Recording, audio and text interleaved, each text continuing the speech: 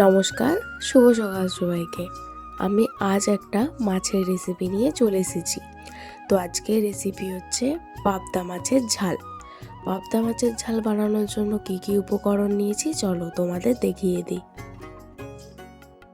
প্রথমে তো এখানে আমি মাছগুলো ভালোভাবে ধুয়ে পরিষ্কার করে রেখে দিয়েছি।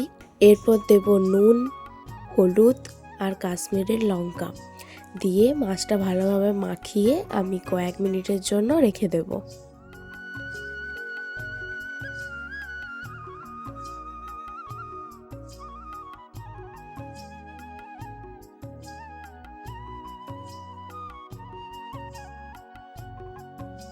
এইদিকে মাছটা মাখা হয়ে গেলে ওপর থেকে একটু সর্ষের তেল দিয়ে দেব। এখানে আমি সর্ষে ভিজিয়ে রেখেছিলাম। এবার সর্ষে কাঁচা লঙ্কা দিয়ে আমি এটা পেস্ট করে নেব। সর্ষেটা আর কাঁচা লঙ্কাটা পেস্ট করার পর এখানে 1 চামচের মতন পোস্ত দিয়ে আমি আর একবার পেস্ট করে নেব।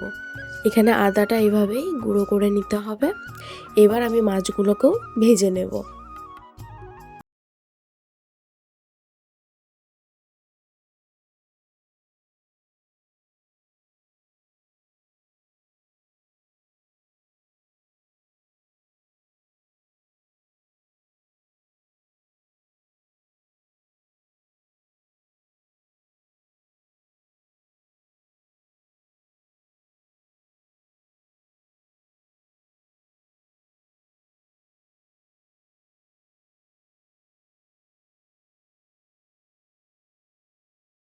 কালো জিরে, একটা শুকনো লঙ্কা আর তেল দিয়ে আমি যে আদা কুচিটা করে রেখেছিলাম সেটাকে দিয়ে কিছুক্ষণ ভাজবো।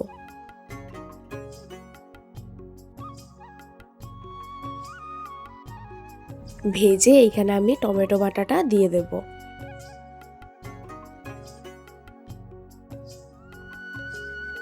তারপর দেব নুন, হলুদ গুঁড়ো, ধনে গুঁড়ো, জিরে গুঁড়ো, কাশ্মীরি লঙ্কা দিয়ে আবার মশলাটা ভাজবো যতক্ষণ না মশলাটার থেকে তেল বেরিয়ে আসছে। এইদিকে মশলাটার থেকে তেল ছেড়ে আসলে আমি যে সর্ষে আর পোস্ত দিয়ে পেস্টটা বানিয়ে রেখেছিলাম সেটা দিয়ে দেব।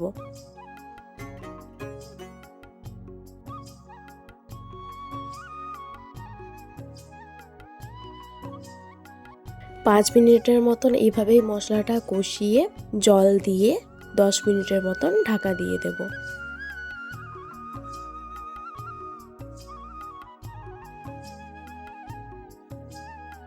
এবার ঢাকা খুলে ঝালের মধ্যে একে একে মাছগুলিকে দিয়ে কিছুক্ষণ এভাবেই ফুটিয়ে নেব।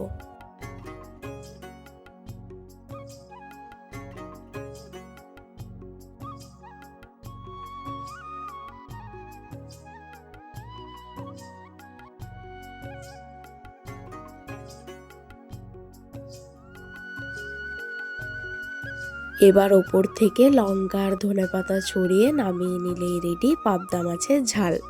তোমরাও গরম ভাতের সাথে ট্রাই করে দেখতে পারো এই পাবদা মাছের ঝালের রেসিপি।